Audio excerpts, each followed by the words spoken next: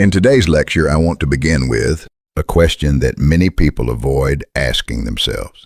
Why do some relationships survive constant conflict? Why do certain people keep hurting each other, accusing each other, emotionally exhausting each other, yet continue meeting again and again, as if they are trapped in an invisible orbit? This is not simply a story about toxic people. It is a story about psychological structures, about emotional dependency, about the terrifying human ability to mistake interpretation for reality. And perhaps most importantly, this is a story about us, because almost everyone has experienced a relationship they knew was unhealthy, yet could not walk away from. Maybe it was a friendship. Maybe it was a marriage. Maybe it was someone you constantly fought with, someone who filled your mind with suspicion, anxiety, obsession, or emotional chaos. Yet somehow, the relationship continued. Today, we are going to dissect why. And to understand this phenomenon, I want to begin somewhere unexpected, with the ancient spiritual text known as the Tibetan Book of the Dead. The text contains a warning that feels shockingly modern. What the mind creates, humans mistake for reality. At first glance, it sounds philosophical, but psychologically, it is devastatingly accurate. Because human beings do not suffer only from reality itself. We suffer from the stories we build around reality. And when those stories repeat long enough, they harden into what feels like truth. This is where dangerous relationships begin. Imagine two women in their 50s who have known each other for over 20 years. Outwardly, they appear inseparable. Neighbors describe them as like sisters. But every time alcohol enters the room, the atmosphere changes. One woman suddenly accuses the other. "You're acting suspicious around my husband. I can feel it." Notice something critical here. There is no evidence, no messages, no affair, no witnesses, only a feeling. Yet to the accuser, that feeling becomes more powerful than reality itself. And here is the disturbing part. The next day, after screaming, insults, humiliation, and emotional warfare, they meet again for lunch as if nothing happened. Why? Most people misunderstand relationships like this. They assume the relationship survives because of love, loyalty, or emotional history. But often, the truth is darker. The conflict itself has become the glue. In healthy relationships, connection is maintained through trust, empathy, and emotional safety. But in psychologically distorted relationships, the structure changes. Conflict becomes intimacy. Emotional chaos becomes attachment. Pain becomes proof of connection. At that point, people are no longer meeting because they enjoy each other. They are meeting because their nervous systems have become addicted to emotional stimulation. Psychology has a name for this: emotional dependency. And once emotional dependency forms, people begin confusing intensity with meaning. The louder the conflict, the more real the relationship feels. This is why some people say things like, "We fight constantly, but we can't stay apart." That sentence sounds romantic in movies. In reality, it is often a symptom. Now let us go deeper. In one case, the woman insists that her husband is the kindest man in the world. Yet she simultaneously believes another woman is trying to seduce him. Notice the psychological split. The husband is protected. The other woman becomes the villain. Why does the brain do this? Because sometimes reality is too psychologically painful to accept directly. If she fully accepted the possibility that her husband betrayed her, an even deeper collapse might occur. Suddenly, she would have to confront unbearable questions. What if my marriage was built on illusion? What if I trusted the wrong person? What if my entire identity is unstable? For many people, especially in long-term relationships, a spouse is not just a partner. A spouse becomes part of the self, part of personal identity, part of social status, part of emotional survival. So instead of attacking the husband, the mind unconsciously redirects the emotional threat toward a safer external target. Psychology calls this projection. Internal fear gets transferred outward. And once that happens, another dangerous mechanism appears. Splitting. The world becomes divided into extremes. One person becomes entirely good. Another becomes entirely evil. Complex reality disappears because the psyche can no longer tolerate ambiguity. This is not logic. This is psychological self-preservation.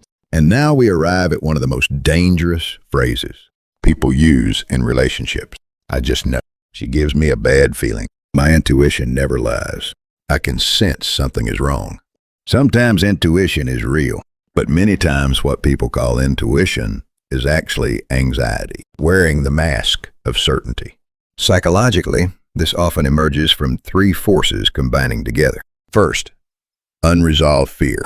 Second, emotional memory from past wounds. Third, confirmation bias. Confirmation bias is one of the most powerful distortions in human psychology. Once people reach an emotional conclusion, they begin filtering reality selectively. Every small behavior becomes evidence. A delayed text message, a hidden phone screen, a slightly different tone of voice.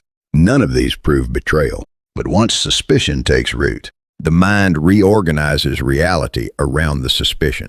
This is why emotionally distressed individuals often say, "See, that proves it," even when nothing actually has been proven. And over time, the person stops living inside objective reality. They begin living inside interpreted reality. That distinction changes everything, because interpreted reality can become stronger than truth itself. This is precisely what the Tibetan Book of the Dead warned about centuries ago. Those who cannot recognize the illusions created by their own minds wander endlessly inside them. Now let me ask you something uncomfortable. Have you ever noticed that some people do not actually want resolution? They say they want peace. They say they hate conflict. Yet subconsciously, they continue recreating the exact same emotional cycle over and over again. Why? Because conflict gives them psychological identity. One person becomes the victim. Another becomes the persecutor. Another becomes the rescuer. And eventually people become emotionally dependent on the role itself. Without the conflict, they no longer know who they are. This is why some relationships never heal. Not because the solution is impossible, but because the dysfunction itself has become emotionally necessary. That is one of the darkest truths in human psychology. Sometimes people preserve pain because pain has become familiar, and familiar pain feels safer than unfamiliar peace. This is why individuals repeatedly enter nearly identical relationships with different people. The faces change, but the structure remains the same. The same jealousy, the same emotional explosions, the same accusations, the same dependency, because unresolved psychological structures repeat themselves until they are consciously recognized. And this is where many people become trapped for years, sometimes for entire lifetimes. They believe the problem is the other person. But often the deeper issue is the invisible emotional architecture operating underneath the relationship itself. That is why awareness matters.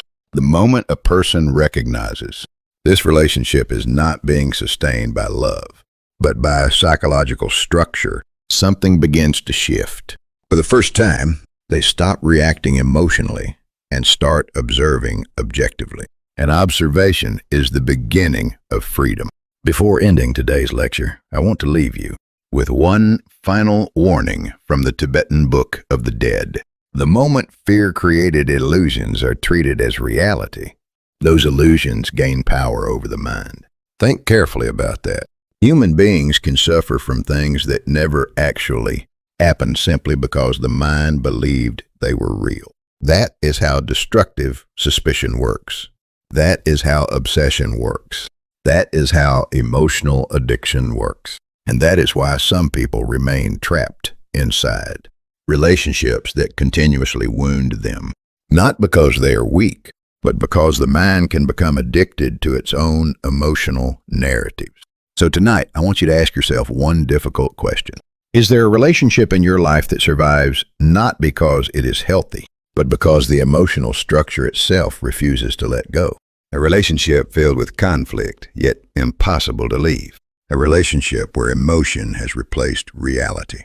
If such a relationship exists, then perhaps the problem is not simply emotion. Perhaps the problem is the system beneath the emotion. And once you see the system clearly, the cycle finally begins to break. If this lecture challenged the way you think about relationships, psychology, and human consciousness, make sure to subscribe, like, and share this video. Because in the next lecture, we will go even deeper into the psychology of pathological jealousy, paranoid thinking patterns, and emotional dependency, and explore how the human mind can slowly construct its own psychological prison while believing it is protecting itself.